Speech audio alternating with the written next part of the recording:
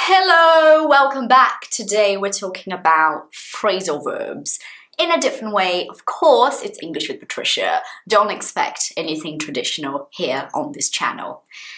First thing I want to say, I had no idea what phrasal verbs were until I started off as a teacher. There was this one day where a student brought it up, and that was when I realized maybe I should look into it. So strange that I had never come across those before, but I think maybe I had, I just didn't notice. And really, I have to tell you, I was just really glad that I never came across them at the beginning of my journey, because I couldn't get over how hard it was to learn phrasal verbs grammatically.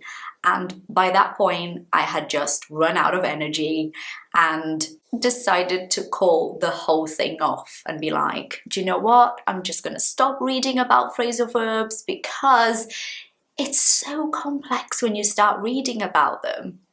Did you see what I'd just done? Did you notice? Just by telling you that simple story about myself, which is real, of course, everything is real on this channel, I used 7 phrasal verbs. 7, not 1, not 2, not 3, 7. Really. Why? Because they are so important. And what I said in my story, that I started to look them up and I came across all of those different ones and I was just, whoa, taken aback. That is all true. If you learn phrasal verbs from a list of phrasal verbs with grammatical explanations, it will be 10 times harder. And that is just my opinion as somebody who is Brazilian just like you and had to learn English as well, to a teacher. So I'm talking to you from a learner perspective as well as a teacher perspective.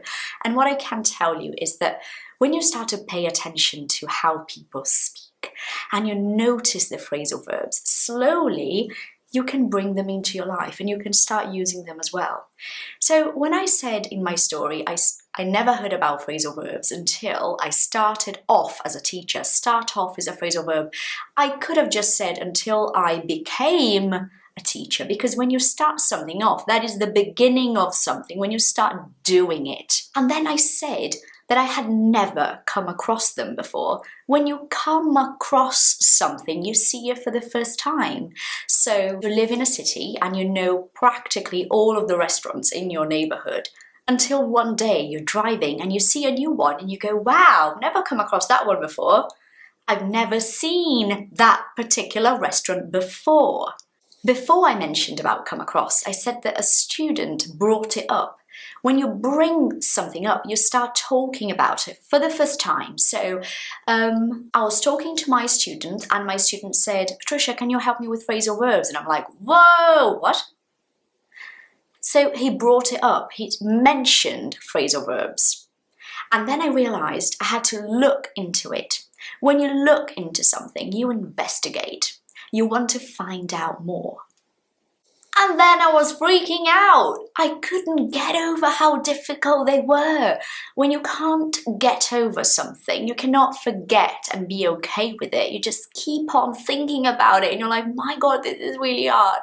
So a lot of the time after people break up from a relationship, they cannot get over that for a while. They can't forget about it. They keep on crying and suffering. Bad times.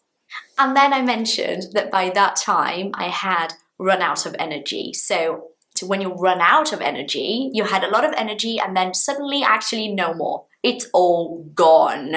And I decided to call the whole thing off.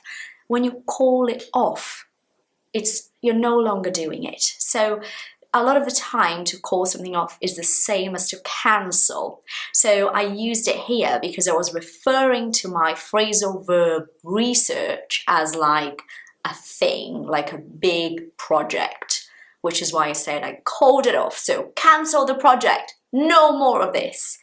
You see, that is how you can improve your phrasal verbs. That is how you can begin to use them more naturally through loads and loads of listening. I hope it's been helpful. Thank you for being here today, and I'll see you next week.